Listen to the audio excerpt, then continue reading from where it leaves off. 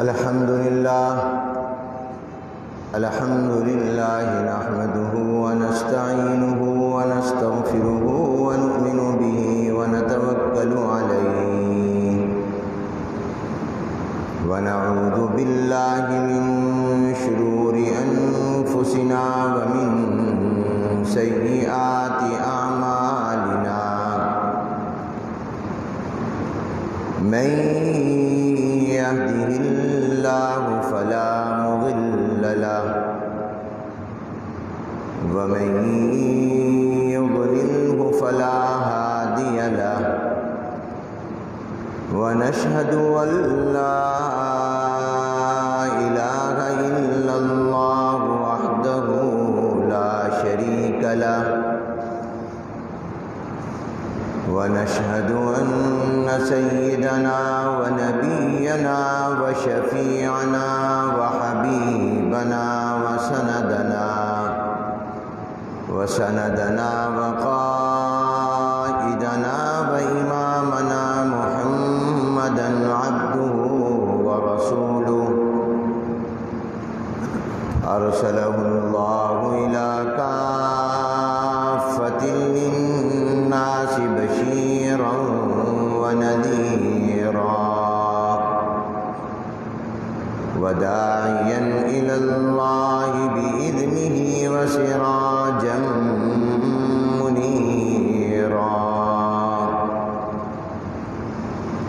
صلى الله تعالى على خير خلقه محمد وآله وأصحابه أجمعين. أما بعد فأعوذ بالله من الشيطان الرجيم. بسم الله الرحمن الرحيم. يوم يأتي لا تكلم نفس إلا بإذنه فمنهم شقي وسعيد. فأما الذين شقوا ففي النار لهم فيها زفير وشهيق خالدين فيها ما دامت السماوات والأرض إلا ما شاء ربك إن ربك فعال لما يريد. وأما الذين سعدوا ففي الجنة خالدين فيها ما دامت السماوات والأرض إلا ما شاء ربك عطاء غير مجذوذ. صدق الله العظيم وصدق رسوله النبي الكريم ونحن على ذلك لمن الشاهدين والشاكرين والحمد لله رب العالمين. اللهم صل على محمد وعلى آل محمد كما صليت على إبراهيم وعلى آل إبراهيم إنك حميد مجيد. اللهم بارك على محمد وعلى آل محمد كما باركت على إبراهيم وعلى آل إبراهيم إنك حميد مجيد. بزرگان محترم، معزز حاضرین، برادران اسلام، طلبہ عزیز، السلام علیکم ورحمۃ اللہ وبرکاتہ. قرآن کریم کے 12ویں پارے اور سورہ ہود کی چند آیات تلاوت کی گئیں. ان آیات مبارکہ اور رحمت عالم حضور اکرم صلی اللہ علیہ وسلم کی ایک حدیث مبارکہ کی روشنی میں پچھلے چند جمعوں سے چند گزارشات پیش کی جا رہی ہیں۔ ان آیتوں میں پروردگار عالم نے یہ فرمایا کہ قیامت کا دن وہ ہوگا جب کوئی جرأت کلام بات کرنے کی بھی جرأت نہیں کر سکے گا، کسی کے اندر بولنے کی بات کرنے کی ہمت اور طاقت نہیں ہوگی، وہی بات کر سکے گا جس کو اللہ تعالیٰ اجازت دیں گے۔ اور اس روز قیامت میں کچھ نیک بخت ہوں گے، کچھ بدبخت ہوں گے، کچھ خوش نصیب ہوں گے اور کچھ لوگ بد نصیب ہوں گے۔ جو بد نصیب ہوں گے وہ ہمیشہ جہنم میں رہیں گے، جب تک زمین و آسمان موجود وہ جہنم میں رہیں گے۔ اور مراد یہ زمین و آسمان نہیں، کیونکہ یہ تو ختم ہو جائیں گے، نئی زمین اور نئے آسمان اللہ بنائے گا اور وہ ہمیشہ رہیں گے۔ قرآن کریم میں فرمایا یوم تبدل الارض غیر الارض والسماوات، اللہ ان زمین و آسمان کی جگہ نیا آسمان اور نئی زمین بنائے گا۔ یہ زمین اور آسمان ختم ہو جائیں گے، فنا ہو جائیں گے۔ جو اللہ تعالیٰ قیامت کے دن نئے آسمان اور زمین بنائیں گے وہ ہمیشہ رہیں گے۔ لہذا جب یہ کہا گیا کہ بدبخت اور بد نصیب جہنم میں رہے گا تو مراد یہ ہے کہ یہ بھی ہمیشہ ہمیشہ رہے گا، اور نیک بخت خوش نصیب لوگ جنت میں رہیں گے، اور یہ بھی جنت میں رہیں گے جب تک زمین و آسمان نے ہمیشہ رہنا ہے، تو گویا یہ بھی ہمیشہ جنت میں رہیں گے۔ اب نیک بخت کون ہے، خوش نصیب کون ہے؟ تو اس پر میں نے جناب نبی کریم حضور اکرم صلی اللہ علیہ وسلم کی ایک حدیث مبارکہ بیان کی تھی جو مسند احمد بن حنبل میں ہے، کہ جناب نبی کریم صلی اللہ علیہ وسلم کا یہ ارشاد مالک بن حویرث رضی اللہ تعالی عنہ نقل کرتے ہیں کہ سرور کائنات جناب نبی کریم صلی اللہ علیہ وسلم نے ارشاد فرمایا من سعادت المسلم، مسلمان کی خوش نصیبی اور نیک بختی میں سے ہے المسکن الواسع، کھلا اور وسیع گھر، جس کو اللہ تعالیٰ دنیا میں ایسا گھر دے دیں جو گھر بڑا وسیع ہو، ضرورت کے مطابق ہو، تو گویا یہ مسلمان خوش نصیب ہے کہ اللہ نے اس کو ایمان اور اسلام کی دولت بھی دی اور گھر بھی وسیع اور فراخ عطا کر دیا۔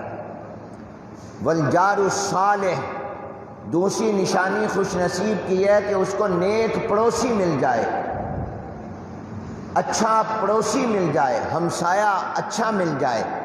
اگر اچھا ہمسایہ اور پڑوسی مل گیا یہ بھی مسلمان کی خوش نصیبی ہے اور خوش بختی ہے۔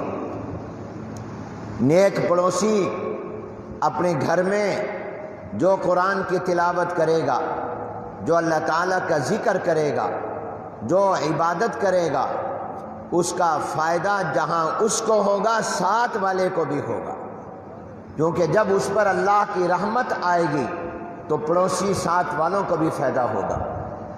تو یہ بھی مسلمان کی خوش نصیبی ہوتی ہے کہ اس کو ہمسایہ اچھا مل جائے، اس کو پڑوسی اچھا مل جائے۔ اگر پڑوسی خدا نخواستہ کوئی شرابی ہوگا، کوئی بدکار ہوگا، کوئی گناہگار اور گناہوں میں مبتلا شخص ہوگا تو آپ کو ہر وقت تکلیف پہنچتی رہے گی، آپ کی زندگی اجیرن ہو جائے گی۔ اگر وہ اپنے گھر میں اونچی آواز سے ٹیپ ریکارڈ یا ٹیلی ویژن لگا لے گا آپ کی نیند حرام ہو جائے گی۔ تو فرمایا یہ بھی مسلمان کی خوش نصیبی ہے کہ اللہ تعالیٰ اس کو پڑوسی نیک عطا کر دے۔ اور تیسرا فرمایا والمرکب الحنی، جس کو اللہ تعالیٰ خوشگوار راحت والی سواری عطا کر دیں، تو یہ بھی اللہ تعالیٰ کی نعمت ہے اور مسلمان کی خوش نصیبی اور اس کی نیک بختی کی نشانی اور علامت ہے۔ کھلا گھر، اس پر میں تفصیل سے بات کر چکا ہوں۔ نیک پڑوسی، اس پر بھی تفصیلی بات ہو چکی ہے۔ آخری جز کے بارے میں آج بات کرنی ہے، والمرکب الحنی، کہ اللہ تعالیٰ جس کو خوشگوار اچھی سواری عطا کر دیں تو یہ بھی مسلمان کی نیک بختی اور خوش نصیبی ہے۔ انسان اس دنیا میں ہمیشہ ایک جگہ نہیں رہتا، اس کو آنا جانا پڑتا ہے، سفر کرنا پڑتا ہے، شہر میں رہتے ہوئے بھی اور بعض اوقات شہر سے باہر بھی۔ سفر یہ انسان کی زندگی کا حصہ ہے، کوئی کم کوئی زیادہ سفر ضرور کرتا ہے۔ اب سفر کے لیے اگر اچھی سواری مل جائے جو آرام دہ ہو تو یہ کتنی بڑی خوش نصیبی ہوتی ہے، نیک بختی ہوتی ہے کہ مجھے اللہ نے آرام اور راحت والی وہ سواری عطا کر دی جو مجھے منزل تک پہنچا دیتی ہے۔ ابھی ہمارے طلباء اپنے گھروں سے یہاں آ رہے ہیں، کل سے ان کے امتحانات شروع ہو رہے ہیں، تو کئی طلباء کل پہنچے، کئی پرسوں پہنچے، کئی رات پہنچے، کئی صبح پہنچے، کئی آج پہنچیں گے۔ تو ان طلباء کو اس کا اندازہ ہوگا تازہ کہ اگر ان کو اچھی گاڑی مل گئی، ایئر کنڈیشن بس مل گئی اور نان سٹاپ مل گئی، گھر بیٹھے ملتان اترے، تو ان کا سفر بڑا آرام دہ ہو گیا۔ یہ کہیں گے میں بڑا خوش نصیب ہوں، اللہ نے بڑی اچھی سواری مجھے دے دی۔ اور اگر کسی نے کہا کہ میری اپنی کار ہے، گاڑی ہے، رکھو سامان، ڈگی میں اٹھانا بھی نہیں پڑا، اپنی جگہ سے اٹھایا، ڈگی میں رکھا، جہاں پہنچے ڈگی سے نکالا، کمرے میں رکھ لیا، تو یہ اور بھی زیادہ خوشگوار سواری ہو گئی۔ تو یہ بھی اللہ تعالیٰ کی بہت بڑی نعمت ہے کہ اللہ تعالیٰ کسی کو سواری اچھی عطا کر دیں اور اس کا سفر آسان ہو جائے اور اس کا سفر آرام دہ ہو جائے۔ اب یہاں پر ایک اور حدیث مبارکہ سمجھیے جو بخاری میں بھی ہے اور مسلم میں بھی ہے، اور اس حدیث سے پہلے یہ بات سمجھ لیجئے کہ امام الانبیاء رحمت عالم حضرت محمد الرسول اللہ صلی اللہ علیہ وسلم نے بدفعلی لینے، نکالنے اور نکلوانے سے روکا ہے، منع کیا ہے، بدفعلی سے منع کیا ہے، نیک فعلی سے منع نہیں کیا، بلکہ نیک فعلی کی اجازت دی ہے۔ خود جناب نبی کریم رحمت عالم حضور اکرم صلی اللہ علیہ وسلم کے بارے میں حضرت عبداللہ ابن عباس رضی اللہ تعالیٰ عنہما نقل کرتے ہیں کہ جناب نبی کریم صلی اللہ علیہ وسلم بدفعلی نہیں لیتے تھے، البتہ نیک اور اچھی فعل لیتے تھے۔ وَكَانَ يُحِبُّ الْإِسْمَ الْحَسَنَ، اور حضور اچھے نام کو پسند فرماتے تھے۔ یہ روایت حضرت عبداللہ ابن عباس رضی اللہ تعالی عنہما نقل کر رہے ہیں۔ کان النبی صلی اللہ علیہ وسلم لا یتطیر، کہ حضور علیہ السلام بدفعلی نہیں لیتے تھے۔ بدفعلی اور نیک فعلی کیا ہوتی ہے سمجھ لیجئے۔ زمانہ جاہلیت میں بہت سے لوگ، کفر اور شرک کے دور کے لوگ، بہت سے مشرک اور کافر، وہ بدفعلی لیتے تھے۔ جناب نبی کریم صلی اللہ علیہ وسلم جب یہ دیکھا تو اس سے منع فرما دیا، اور بدقسمتی سے آج بھی کئی مسلمان بدفعلی لیتے ہیں۔ پہلے دور میں، اور آج بھی کئی لوگ ایسا کرتے ہوں گے، اگر کسی نے کوئی کام کرنا ہوتا، مثلا اس کا ارادہ ہوا کہ میں فلاں بزنس اور کاروبار کروں، فلاں فیکٹری اور کارخانہ لگاؤں، یا کسی کا سفر کا ارادہ ہوتا کہ میں برطانیہ جاؤں، امریکہ جاؤں، پاکستان چھوڑ دوں، اور وہاں مجھے اچھی جاب مل رہی ہے، دبئی چلا جاؤں، فلاں ملک چلا جاؤں، یا ویسے کوئی سفر کرنے کا ارادہ ہوتا تو مشرکین اور کفار اور زمانہ جاہلیت کے لوگ یہ کرتے کہ پرندے کو اڑاتے۔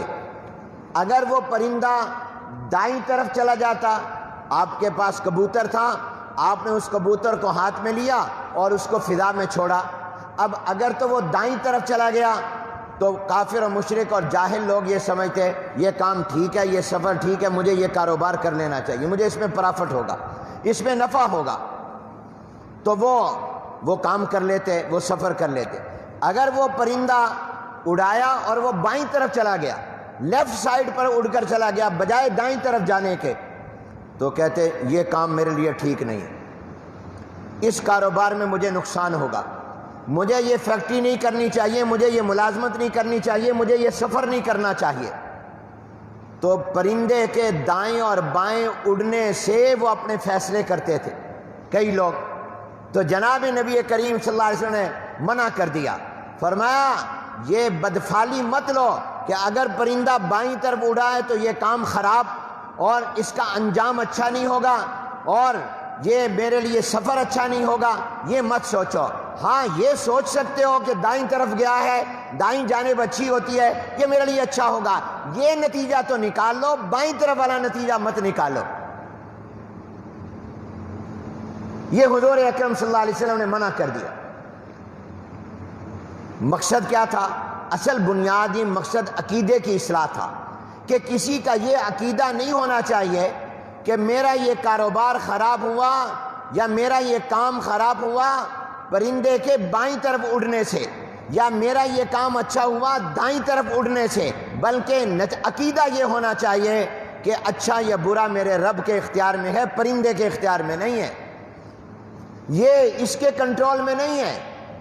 نیک فعلی سے تو انسان کو ایک حوصلہ مل جاتا ہے، وہ تو اچھا ہوا دائیں طرف کر لو بھائی، ذرا ایک حوصلہ مل جائے گا، تسلی ہو جائے گی، لیکن بائیں طرف اڑے گا کام چھوڑ دے گا، سفر چھوڑ دے گا، ہو سکتا ہے وہ کام اور سفر اس کے لیے ضروری ہو، تو رسول اللہ نے فرما دیا کہ ایسا مت کرو۔ اور حضور علیہ السلام خود بھی نیک فعلی لیتے تھے، اور چنانچہ آپ اگر جا رہے ہیں لڑائی اور جنگ میں، مثال کے طور پر پاکستان کی فوج جنگ کی تیاری کر رہی ہے، کسی دشمن سے لڑائی اور جنگ کرنی ہے، اور جب فیصلہ کر رہا ہے آرمی چیف کمانڈر، جب فیصلہ کر رہے ہیں تو ان کو ایک ٹیلی فون آتا ہے یا کوئی بندہ آتا ہے اور وہ آ کر ان سے ملتا ہے یا ٹیلی فون پر بات کرتا ہے، اور اس کا نام جو ہے وہ ہے محمد سالم، یا اس کا نام ہے عبد الفتاح، تو اب وہ اس سے نیک فعلی لے کہ مجھے ایسے موقع پر جب میں جنگ کے لیے جا رہا ہوں ایسا آدمی ملا جس کا نام سالم ہے، تو ہم اس جنگ میں صحیح سالم رہیں گے، محفوظ رہیں گے، ہمیں نقصان نہیں ہوگا۔ اور اگر یہ آ گیا کہ یہ اس کے نام میں فتح کا لفظ آتا ہے تو یہ نیک فعلی لے لی کہ ہمیں فتح ہوگی، یہ ٹھیک ہے۔ اب یہ طالب علم آ رہے ہیں، امتحان ہے ان کا کل سے، اور ان کے لیے بڑا مشکل ہو رہا ہے امتحان۔ یہ چاہ رہے تھے کہ ہمیں بغیر امتحان کے ہی پروموٹ کر دو، آگے ترقی دے دو، لیکن ان کے فائدے میں ہے امتحان، اس لیے کہ امتحان کے بغیر ان کی یہ ترقی یہ ان کے کام نہ آ سکتی۔ اب ان کے کام ہوگی، ان کی ڈگری باقاعدہ ویلڈ ہوگی۔ بہرحال اب یہ طالب علم جب امتحان کی تیاری کر رہا ہے اور کل سے امتحان اس کو پتہ ہے، اب اس کے دل میں خیال آ رہے ہیں میں پتہ نہیں اچھا لکھ سکوں گا نہیں، میں کامیاب ہوں گا یا نہیں ہوں گا۔ اتنے میں ان کے سامنے ایک ایسا شخص آتا ہے جس کا نام ایسا ہے جس کے نام کے اندر کامیابی اور فلاح کا لفظ آ جاتا ہے۔ اب یہ اس سے یہ نتیجہ نکالے، یا قرآن پڑھتے ہوئے ایسی آیت آ جائے جس میں کامیابی کا ذکر آ رہا ہے، اب یہ نتیجہ نکالے یہ جو بندہ آیا نا، اس کے نام میں کامیابی، اس کے نام کا معنی کامیابی بنتا ہے، فتح بنتا ہے، مدد اور نصرت بنتا ہے۔ قرآن کی کوئی آیت میں نے پڑھی ہے، اس میں ہی آ گیا یہ نکال لیں مطلب کہ مجھے اللہ امتحان میں کامیاب کرے گا، یہ ٹھیک ہے۔ آپ کے لیے مشکل ہو رہی تھی روٹی، آپ کے پاس کھانے کو نہیں، اتنے میں ایک شخص آیا جس کا نام عبد الرزاق ہے، اور آپ نے اس سے یہ نتیجہ اور مطلب نکال لیا اس کا نام عبد الرزاق ہے، یہ اس موقع پر آ گیا تو اب اللہ مجھے رزق عطا کر دے گا، یہ ٹھیک ہے۔ اس کو نیک فالی کہتے ہیں۔ نیک فالی نکالنا اس کی اجازت ہے، حضور خود نکالا کرتے تھے، لیکن مثال کے طور پر آپ کسی لڑائی جنگ میں جا رہے ہیں اور آپ کے کان میں قرآن کی یہ تلاوت کی آواز پہنچی کہ ایک قرآن پڑھنے والا کہہ رہا ہے اِنَّا فَتَحْنَا لَكَ فَتْحًا مُبِينًا۔ جس وقت میں آپ لڑائی اور جنگ کا ارادہ کر رہے ہیں، پروگرام کر رہے ہیں، دشمن سے جہاد کی تیاری کر رہے ہیں، اور آپ کے کان میں یہ آواز آتی ہے اِنَّا فَتَحْنَا لَكَ فَتْحًا مُبِينًا، تو آپ اس سے یہ نتیجہ نکالیں کہ مجھے اس جنگ میں فتح ہوگی، یہ ٹھیک ہے۔ آپ یہ ارادہ کر رہے تھے، کوئی قرآن پڑھ رہا تھا اِذَا جَاءَ نَصْرُ اللَّهِ وَالْفَتْحُ، اللہ کی مدد آ گئی، فتح آ گئی، تو آپ نے اس سے یہ نتیجہ نکالا کہ مجھے مدد اور فتح ہوگی، یہ ٹھیک ہے، اس کی اجازت ہے۔ لیکن کسی نجومی کے پاس جا کے کہنا میرا ہاتھ دیکھ، میرے ہاتھ کی لکیریں کیا کہتی ہیں، اور اس سے کوئی فال نکلوانا، جیسے جگہ جگہ بیٹھے ہوتے ہیں، یہ شرک ہے۔ ایک حدیث میں حضور علیہ السلام نے 3 مرتبہ فرمایا الطیارۃ شرکن، الطیارۃ شرکن، الطیارۃ شرکن، بدفالی لینا یہ شرک ہے، یہ اتنا بڑا گناہ ہے کہ یہ شرک کے برابر، یہ شرک ہے، تو بدفالی نہیں لینی چاہیے۔ ہاں نیک فالی آپ لیں، وہ اچھا مطلب لیں، چنانچہ حضور علیہ السلام اچھے نام کو پسند کرتے تھے۔ حدیث میں آتا ہے جناب نبی کریم صلی اللہ علیہ وسلم سے لوگ ملتے ہیں، پوچھتے آپ کا نام کیا ہے، وہ اپنا نام بتاتا، اگر اس کا نام اچھا ہوتا، اس کا مطلب اور معنی اچھا ہوتا تو حضور علیہ السلام خوش ہو جاتے اور خوشی کے آثار آپ کے چہرہ انور پر نمودار ہو جاتے، اور صحابہ کرام آپ کے چہرے کو دیکھ کر یہ سمجھ جاتے تھے کہ حضور علیہ السلام کو اس کا نام اچھا لگا ہے، اس کے نام کا مطلب اچھا ہے۔ کان یحب الاسم الحسن، یہ حدیث میں آتا ہے، حضور اچھے نام کو پسند فرماتے تھے۔ اور میں اور آپ تو قرآن پڑھتے ہیں، صحابہ قرآن بھی پڑھتے تھے، حضور کا چہرہ بھی پڑھتے تھے، حضور کا چہرہ بھی پڑھ لیتے تھے کہ حضور کو کون سی بات اچھی لگی ہے اور کون سی بات اچھی نہیں لگی۔ اور اگر کوئی ایسا شخص آتا جس کا نام حضور پوچھتے تمہارا نام کیا ہے، اور اس کا نام اچھا نہ ہوتا تو رسول اللہ کے چہرے پر ناگواہ، زبان سے کچھ نہیں فرماتے تھے مگر چہرے کے آثار بتا دیتے تھے کہ حضور علیہ السلام کو اس کا نام اچھا نہیں لگا۔ اور وہ اگر اپنا ہوتا تھا، مسلمان ہوتا تھا، اپنا صحابی ہوتا تھا، نام ماں باپ نے رکھا ہوا ہوتا تھا اور نام اچھا نہیں ہوتا تھا، حضور اس کا نام بدل دیتے تھے۔ حضور فرماتے تھے بھی یہ تمہارا نام ٹھیک نہیں، اس نام کو یوں بدل لو، تو جناب نبی کریم صلی اللہ علیہ وسلم اس کا نام بدل کر اس کا دوسرا نام رکھ دیا کرتے تھے۔ اور اگر اپنا نہ ہوتا، کافر ہوتا اور نام اچھا نہ ہوتا، زبان سے کچھ نہ فرماتے، صحابہ سمجھ جاتے کہ حضور کو اس کا نام اچھا نہیں لگا، کیونکہ اچھا نام جو ہوتا ہے یہ نام بھی نیک فالی سے لی جا سکتی ہے۔ مثال کے طور پر، اور یاد رکھیے نام کا نام والے پر اثر ہوتا ہے، اس لیے جب بھی اپنے بیٹے یا بیٹی کا نام رکھو تو کوشش کرو کہ اس کا نام علماء سے پوچھ کر رکھو، وہ نام جس کو تم جانتے ہو، جو نبیوں کا نام ہو، کسی صحابی کا نام ہو، کسی بزرگ اللہ والے کا نام ہو، اور اس کا معنی مطلب اچھا ہو۔ خود دیکھ لو ڈکشنری میں، لغت میں، یا کسی عالم سے پوچھ لو، اور اگر تم خود جانتے ہو کہ یہ نام، مثلا آپ نے نام یوسف رکھنا ہے، یعقوب رکھنا ہے، یحییٰ رکھنا ہے، زکریا رکھنا ہے، محمد رکھنا ہے، احمد رکھنا ہے، ابو بکر، عمر، عثمان، علی رکھنا ہے، معاویہ رکھنا ہے، حسن، حسین رکھنا ہے، اس کے لیے پوچھنے کی ضرورت؟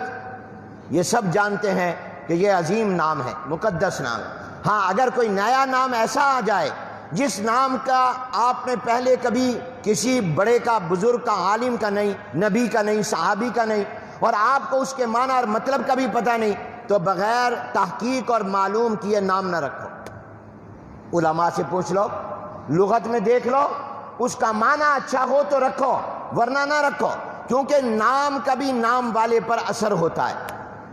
آپ تجربہ کر لیں، جس کا نام جلیل الرحمن ہوگا، جس کا نام عبد الجلیل ہوگا، اس کے مزاج میں غصہ ہوگا عام طور پر، اس کے مزاج میں جلال ہوگا، اس کو غصہ جلدی آتا ہوگا۔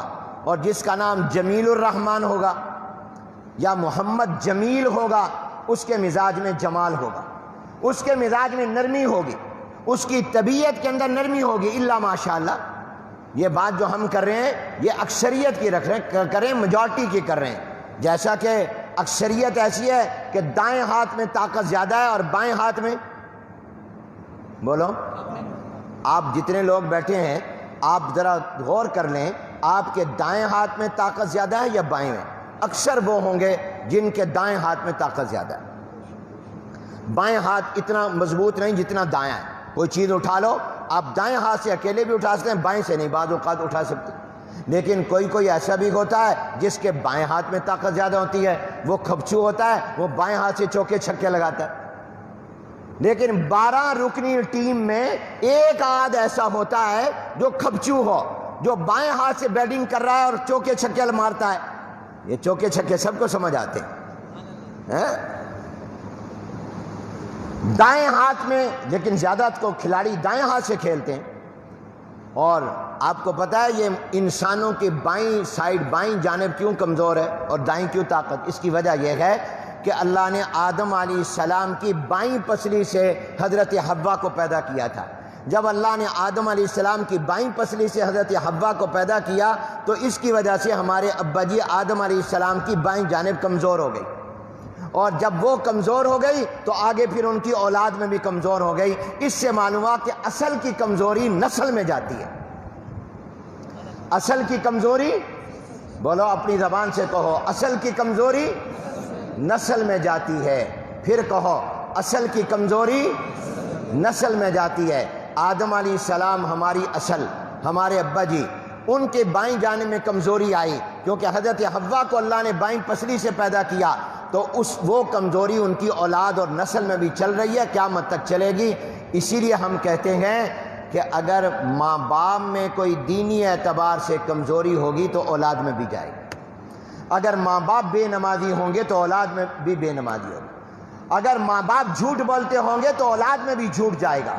اگر ماں باپ میں بددیانتی اور خیانت ہوگی تو اولاد میں بھی بددیانتی اور خیانت جائے گی۔ اگر استاد میں کوئی کمی ہوگی تو اولاد، اس کے شاگردوں میں بھی کمی جائے گی۔ تو اصل کی کمزوری وہ نسل میں جاتی ہے اور اصل کی خوبی وہ بھی نسل میں جاتی ہے، اس کی صلاحیت موجود ہوتی ہے۔ تو میں یہ بات عرض کر رہا تھا کہ نام کا بھی اثر ہوتا ہے۔ حضور اچھے نام کو پسند کرتے تھے، نام کا نام والے پر اثر ہوتا ہے۔ اگر کسی کا نام عبد الجلیل ہے، جلیل الرحمن، عام طور پر اس کے مزاج میں غصہ ہوگا۔ ہو سکتا ہے کوئی ایسا بھی ہو جس کا یہ نام ہو اور اس کے مزاج میں غصہ نہ ہو۔ جمیل الرحمن کے مزاج میں نرمی ہوگی، مگر ہو سکتا ہے کوئی ایک آدھ ایسا بھی ہو جس کا نام جمیل الرحمن ہے اور محمد جمیل ہے مگر اس کے مزاج میں غصہ ہے، مگر وہ کم ہوں گے، زیادہ تر ایسا ہوگا۔ تو حضور علیہ السلام اچھے نام کو پسند کرتے تھے۔ کیوں؟ اچھے نام سے نیک فالی لیتے تھے کہ اس نام کی وجہ سے اچھا نام ہے بھئی، اس کے مزاج۔ اب ایک آدمی کا نام ہے عبد العلیم، اب آپ اس سے نیک فالی لیں کہ اللہ تعالیٰ اس کو علم عطا کرے گا، اس کو اللہ تبارک و تعالیٰ علم کی دولت عطا کرے گا کیونکہ میں نے اس کا نام رکھا ہے علم والے کا بندہ۔ تو اب اس سے آپ نیک فالی لے لیں، یہ ٹھیک ہے۔ آپ نے نام رکھا عبد الرحمن، آپ نے سوچا اس کا نام ہے رحمان کا بندہ، تو اس کے مزاج میں نرمی اور رحمت اور شفقت آئے گی، تو یہ نیک فالی اگر آپ لیں تو یہ اچھی بات ہے۔ حضور علیہ السلام اچھے نام کو پسند کرتے تھے کیونکہ اس سے نیک فالی لی جاتی، برے نام کو نہیں، کیونکہ لوگ بری فال لیں گے۔ اس کا تو نام ہی ہے ہیبت خان۔ کیا نام ہے؟ ہمارے طالب علم، اس کا نام کیا ہے؟ ہیبت خان۔ او یار تیرا تو نام ہی ہیبت خان ہے، تو پھر ہمیں ڈرائے گا، تیرے اندر تو ہیبت ہوگی. تو نام وہ رکھو. بعض لوگوں کے ایسے نام ہوتے ہیں جس کا معنی ہی کوئی نہیں ہوتا، محمل، بیکار، یا تو معنی ہی نہیں ہوتا اس کا کوئی، یا غلط معنی ہوتا ہے. تو یاد رکھیے عربوں میں یہ عادت تھی کہ وہ اپنے غلاموں کے نام اچھے رکھتے تھے، اپنے بیٹوں کے نام بڑے سخت رکھتے تھے. مثلا بیٹے کا نام ہے مرہ، مرہ کا معنی ہے کڑوا. کسی عرب نے اپنے بیٹے کا نام رکھا حرب، جنگ. تو اس سے پوچھا گیا یہ تم غلاموں کے نام تو اچھے رکھتے ہو، اپنے بیٹوں کے نام رکھتے ہو کڑوا، جنگ، فلاں. انہوں نے کہا غلاموں کے نام اپنے لیے رکھتے ہیں کیونکہ انہوں نے ہماری خدمت کرنی ہے، اور ہم اپنے بیٹوں کے نام دشمنوں کے لیے رکھتے ہیں تاکہ دشمن بیٹوں کا نام سن کر ڈر جائے. لڑائیاں ہوتی تھی نا، قبائلی جنگ ہوتی تھی، قبائل تھے عرب میں بھی جیسے ہمارے قبائلی ہیں، جنگیں ہوتی تھیں، لڑائیاں ہوتی تھیں. تو اب بیٹے کا نام حرب رکھا تاکہ دشمن کو پتہ چل جائے اس کے تو بیٹے کا نام ہی جنگ ہے. یہ کتنا سخت ہوگا، کیسا جنگجو ہوگا، اس کے تو بیٹے کا نام ہی کڑوا ہے، مرہ. لیکن بھائی یہاں تو ہم رہتے ہیں آپس میں، ہماری کون سی جنگ ہے؟ تو اپنے بیٹوں کے نام اچھے رکھو، بیٹیوں کے نام بھی اچھے رکھو. وَكَانَ يُحِبُّ الْإِسْمَ الْحَسَنَ، حضور علیہ السلام اچھے نام کو پسند کرتے تھے، اچھے نام سے نیک فالی لیتے تھے. برا نام ناپسند تھا کہ لوگ بدفالی لیں گے، جبکہ بدفالی منع ہے اور اس کا غلط مطلب نکالیں گے، تو اس سے حضور علیہ السلام نے منع فرمایا. تو میں نے آپ کو بتایا نیک فالی تو لینا ٹھیک ہے، بدفالی نہیں لینی چاہیے. بعض لوگ کہا کرتے ہیں یہ تیرے گھر کے چھت پر آ کر کوے بیٹھے ہوئے ہیں، بس تیرے اوپر کوئی آفت آنے والی ہے، تیرے اوپر کوئی مصیبت آنے والی ہے، یہ تیرے گھر کے اوپر کوے کیوں بیٹھے؟ بس تیرے گھر کے اوپر سین سے چیل گزر گئی ہے، فلاں پرندہ گزر گیا ہے، بس یہ الو گزر گیا، اب تو تیرے گھر میں نحوست ہی نحوست آئے گی. یاد رکھو یہ عقیدے کی کمزوری ہے، کوئی حقیقت اس میں نہیں ہے. میرا اللہ مالک ہے، دنیا ساری مل کر کسی کو نقصان نہیں پہنچا سکتی اگر میرا اللہ نہ چاہے، پوری دنیا مل کر فائدہ نہیں پہنچا سکتی اگر میرا اللہ نہ چاہے. مسلمان کا عقیدہ مضبوط ہونا چاہیے. یہ کیا ہوا کہ کوا گزر گیا، بس جی اب تو یہ کالا ہے، تیرے گھر میں بس اب غربت آ جائے گی. یہ بات غلط ہے، مت ایسا کرو. حضور نے ایک حدیث میں بدفالی کو جادو کے قبیل سے کہا، اور جادو بہت برا، بہت غلط چیز ہے، گناہ ہے جادو کرنا. تو اس لیے یہ لوگ جو جاتے ہیں نجومیوں کے پاس اور وہ بھی کہتے ہیں اپنی قسمت معلوم کریں، ان کو اپنی قسمت کا پتہ نہیں ہے. اگر اپنی قسمت کا پتہ ہوتا تو فٹ پاتھ پر بیٹھا ہوتا، سارا دن مٹی کھا رہا ہوتا. اس کو اپنے ہاتھ کی لکیروں کا پتہ نہیں ہے، وہ میرے ہاتھ کی لکیروں کا کیا بتائے گا. اور مسلمان عقیدے کا کمزور ہے، اور وہ اندازہ اور اٹکل ہوتا ہے. کسی کو کہتے ہیں تیرے ہاتھ کی لکیریں بتاتی ہیں تیری بیوی جلدی مر جائے گی، اب وہ کہتے ہیں یار پیسے لے لے بیوی نہ مرے. اور کسی کو کہتے ہیں تیری تو 4 شادیاں، تیری تو 3 شادیاں. خاص طور پر عورتوں میں یہ بڑی کمزوری ہے، وہ اپنا ہاتھ دکھاتی ہیں، مردوں کو جا کے دکھاتی ہیں. اللہ پر یقین رکھو، اللہ جو کرنا ہے میرے اللہ نے کرنا ہے، ان نجومیوں نے کچھ نہیں کرنا. یہ کر سکتے ہوتے تو خود فٹ پاتھ پر بیٹھے ہوتے، روڈ کی مٹی کھا رہے ہوتے سارا دن. یہ کیسے ہمارے ہاں لوگوں کی عقیدے کی کمزوری. جائیں گے قبروں پر سجدے کریں گے اور قبر والے سے مانگیں گے. بھی وہ قبر والا اللہ سے مانگتا رہا، تو اس سے مانگ رہا ہے، وہ تو ساری زندگی اللہ سے مانگتا رہا. شیخ بہاؤالدین زکریا رحمت اللہ علیہ، شاہ رکن عالم رحمت اللہ علیہ، بابا فرید الدین گنج شکر، محمد علی حجویری رحمت اللہ علیہ، یہ تمام، شیخ عبد القادر جیلانی، یہ ساری زندگی اللہ سے مانگتے رہے، اپنا سر سجدے میں رکھ کر روتے رہے، تہجد میں کھڑے ہوتے رہے، اللہ سے مانگتے رہے رو رو کر.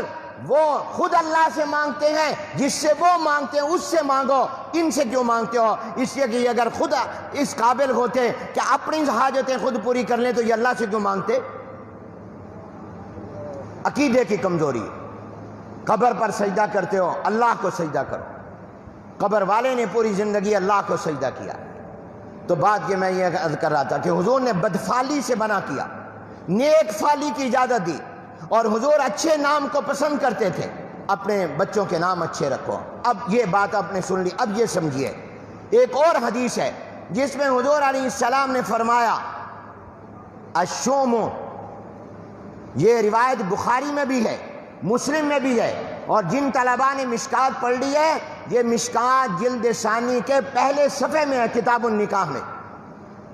حضور علیہ السلام نے فرمایا الشوم فی المرأۃ والدابۃ والدار والفرس، الشوم فی المرأۃ والدار والفرس۔ حضور نے فرمایا نحوست تین چیزوں میں، بیوی میں، گھر میں، اور گھوڑے میں، مراد سواری۔ اب یہاں سوال ہوتا ہے کہ ایک طرف حضور کہہ رہے ہیں کوئی چیز منحوس نہیں ہوتی، بدفالی یہی ہے نا کہ آپ کہیں اس سے نحوست آئے گی، اور خود حضور فرما رہے ہیں کہ تین چیزوں میں نحوست ہے۔ اب حضور کے حدیثوں میں ٹکراؤ ہو رہا ہے، ایک جگہ فرما رہے ہیں کسی چیز میں کوئی نحوست نہیں، اور کسی کو منحوس مت سمجھو۔ یہ جو لوگ کہہ دیتے ہیں یہ فلاں چیز منحوس، یہ آدمی منحوس ہے، یہ جگہ منحوس ہے، یہ دکان منحوس ہے، یہ بیوی منحوس ہے، یہ سواری منحوس ہے، یہ گھر منحوس ہے، حضور نے فرمایا ایسے مت کہو، کسی چیز میں کوئی نحوست نہیں، تمام اچھی اور بری تمام چیزیں اللہ کے قبضے میں۔ اور دوسری طرف فرما رہے ہیں تین چیزوں میں نحوست ہے، الشوم فی المرأۃ والدار والفرس۔ تو یاد رکھیے اسی لیے علم کی ضرورت ہے اور علماء کی ضرورت ہے۔ علماء نے اس کے کئی جواب دیے۔ پہلا جواب یاد رکھیے، حضور علیہ السلام نے یہ بات علی سبیل الفرض والمحال فرمائی، ان تین میں نحوست کو ثابت نہیں کر رہے ہیں، نفی کر رہے ہیں۔ مطلب یہ ہے کہ اگر دنیا کی کسی چیز میں نحوست ہوتی تو بیوی میں ہوتی، گھر میں ہوتی، گھوڑے میں ہوتی، ان میں بھی نہیں ہے تو کسی چیز میں نہیں ہے۔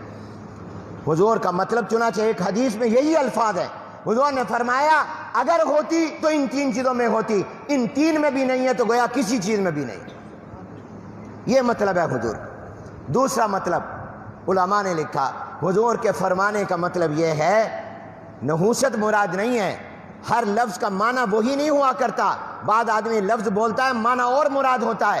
حضور کی مراد یہ ہے کہ اگر تمہاری بیوی ایسی ہے جو تمہارے مزاج کے مطابق نہیں، مثال کے طور پر بیچاری بانجھ ہے، اس کو اولاد نہیں ہو سکتی، اور اس کے اندر اولاد پیدا کرنے کی صلاحیت نہیں ہے، یا بد اخلاق ہے، نافرمان ہے، خدمت گزار نہیں ہے، تو فرمایا یہ عورت وہ ہے جو آپ کے مزاج کے مطابق نہیں۔ اب دو راستے ہیں، ایک راستہ یہ ہے کہ صبر کرو اور روزانہ اس سے لڑنے اور مارنے کی بجائے صبر کے ساتھ زندگی گزارو۔ بچہ اس کے اپنے اختیار میں تو نہیں ہے نا، اگر قدرتی طور پر وہ بیچاری بچہ پیدا نہیں کر سکتی اور اس کو بچے کی پیدا کرنے کی صلاحیت اس میں نہیں ہے تو اس کا کیا قصور ہے؟ اب اس کے تم لڑتے رہو، اس کو ڈانٹتے رہو، غصے ہوتے رہو، اس کا کیا فائدہ؟ بد اخلاق ہے، کوشش کرو سمجھانے کی، صبر کرتے رہو، اللہ اجر دے گا۔ مہنگا، اس کا مہر زیادہ ہے تو پھر آپ کی نہ کریں شادی۔ اگر انہوں نے کہا کہ ہم تب آپ کے ساتھ شادی کریں گے اپنی بچی کی جب اتنا مکان، اتنا جائیداد اس کے نام لگواؤ، تو نہ کرو۔ تو اگر کوئی عورت ایسی ہے جو آپ کے مزاج کے مطابق نہیں، بد اخلاق ہے، اولاد نہیں پیدا کر سکتی، یا اس کی طبیعت آپ سے نہیں ملتی، تو اب دو راستے ہیں۔ ایک راستہ یہ ہے کہ صبر کرو، اللہ اجر دے گا، اس کے ساتھ لڑائی نہ کرو، اپنی زندگی کو خراب نہ کرو۔ دوسرا طریقہ یہ ہے کہ اس کو طلاق دے دو۔ اگر تمہیں یہ ہے اپنے اوپر اعتماد نہیں کہ میں اس کے ساتھ ظلم نہیں کروں گا، بلکہ یہ خطرہ ہے کہ میں کہیں ظلم نہ کر بیٹھوں، تو پھر اس بیچاری کی زندگی میں عذاب میں مت ڈالو، اپنی میں مت ڈالو، یہ مطلب ہے حضور علیہ السلام کا کہ اگر کہ عورت میں نحوست، مراد نحوست نہیں ہے، مراد یہ کہ اگر وہ تمہارے مزاج اور ضرورت کے مطابق نہیں، تو بجائے اس کے کہ ساری زندگی اپنی پریشانی میں گزارو، یا تو صبر کر لو اللہ اجر دے گا، نہیں تو اس کو طلاق دے دو، دوسری جگہ شادی کر لو، یہ مراد ہے۔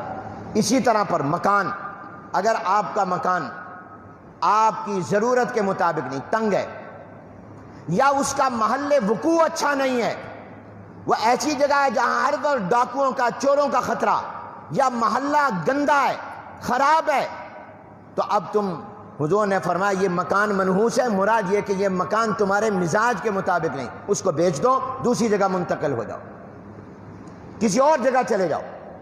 کیوں اپنے آپ کو ساری زندگی بے سکون رکھتے ہو؟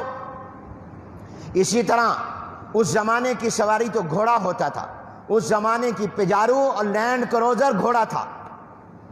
حضور علیہ السلام کے زمانے میں سامان کے لیے اونٹ ہوتا تھا، یہ تھا گویا ڈالا، یہ اس زمانے کا مزدہ تھا، اونٹ یہ سامان کے لیے کام آتا تھا۔ اور اس زمانے میں جو گھوڑا تھا یہ اس زمانے کی پجارو اور لینڈ کروزر مرسڈیز تھا، یہ گھوڑے کی سواری ہوتا۔ آج بھی گھوڑے کی سواری شاہی سواری، بڑے بڑے بادشاہ گھوڑے رکھتے ہیں، یہ گھوڑے کی سواری شاہی سواری ہوتی ہے۔ تمہاری یہ تو لینڈ کروزر کی کوئی پھونک نکال دے، گھوڑے کی پھونک نہیں نکال سکتا، نکال کے دکھائے کہاں گئی تمہاری 2 کروڑ 3 کروڑ کی لینڈ کروزر؟ یہ تو پنچر ہو جاتی ہے، گھوڑا پنچر نہیں ہوتا۔ تو یہ شاہی سواری ہے، اس زمانے کی سواری گھوڑا تھا، اور یہ اونٹ یہ سامان کے لیے ہوتا تھا، سامان کی نقل و حرکت کے۔ تو اب گھوڑے میں نحوست کا کیا مطلب، جبکہ نحوست تو نہیں ہے، حضور کا معنی منشا یہ تو نہیں ہے کہ گھوڑا منحوس ہوتا ہے، مراد سواری ہے۔ فرمایا کہ یہ وہ گھوڑا جو نافرمان سرکش ہو، آپ کسی طرف چلائیں وہ اور طرف چلے، یہ ہے گھوڑے کا مزاج کے مطابق نہ ہونا، وہ آپ کی سواری کے قابل نہیں ہے، آپ اس پر سوار ہو کر جہاد نہیں کر سکتے۔ تو حضور نے فرمایا بجائے اس کے کہ آپ اس گھوڑے کو مارتے رہو مارتے رہو مارتے رہو، اس پر ظلم کرو اور زیادتی کرو، بہتر یہ ہے کہ یہ گھوڑا تبدیل کر لو۔ تو یہی مراد ہے، مراد گھوڑا ہی نہیں سواری مراد ہے۔ لہذا آج کی اگر کوئی سواری ایسی ہے، آپ کے پاس اچھی کار ہے، ہر دوسرے دن خراب ہے، ورکشاپ پہنچا دیتی ہے، آپ جا رہے ہیں سفر پر راستے میں خراب، تو پھر بہتر ہے اس کو تبدیل کر لو۔ اب یہ نہ کہو کہ یہ کار منحوس ہے، کار منحوس نہیں ہے،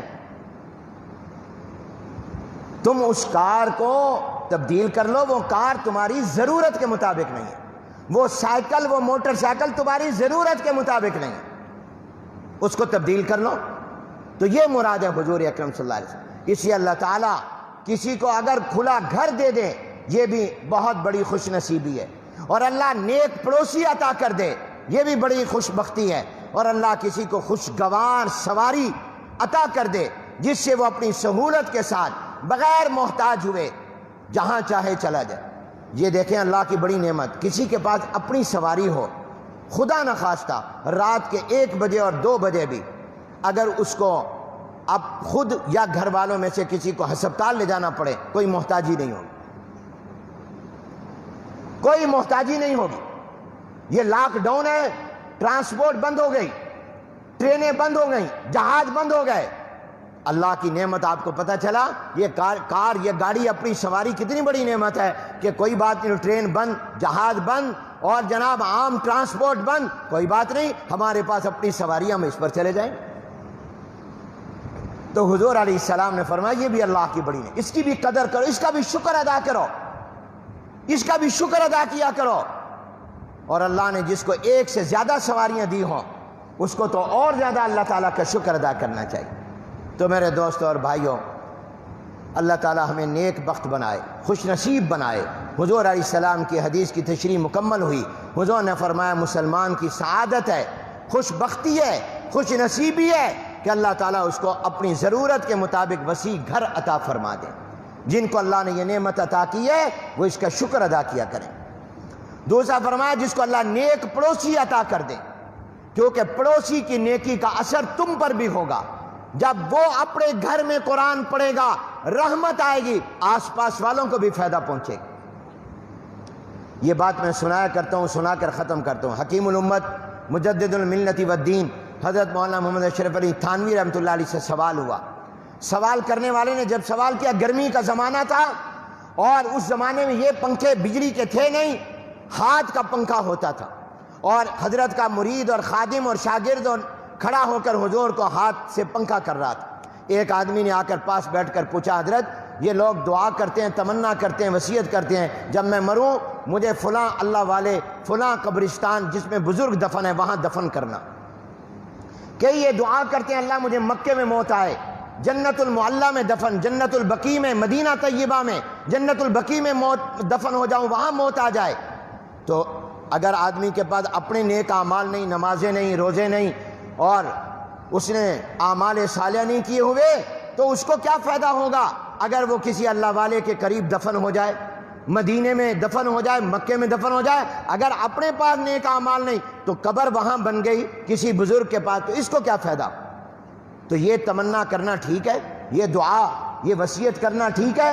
تو حضرت تھانوی رحمۃ اللہ علیہ نے موقع کے مطابق فوراً پیارے انداز میں سمجھایا۔ حکیم تھے نا، فرمایا بھئی یہ بتاؤ، یہ جو آدمی کھڑا ہے اور یہ پنکھا کر رہا ہے ہاتھ سے، تو میرے پاس بیٹھا ہے، اس کا مقصد تجھے ہوا دینا ہے یا مجھے؟